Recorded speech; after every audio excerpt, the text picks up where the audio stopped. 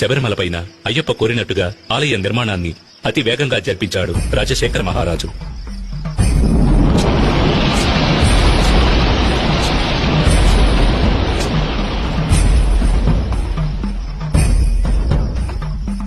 ఆ ఆలయంలో జీవిత తత్వాలను వివరించే విధంగా 18 మెట్లను కూడా ఏర్పరిచాడు.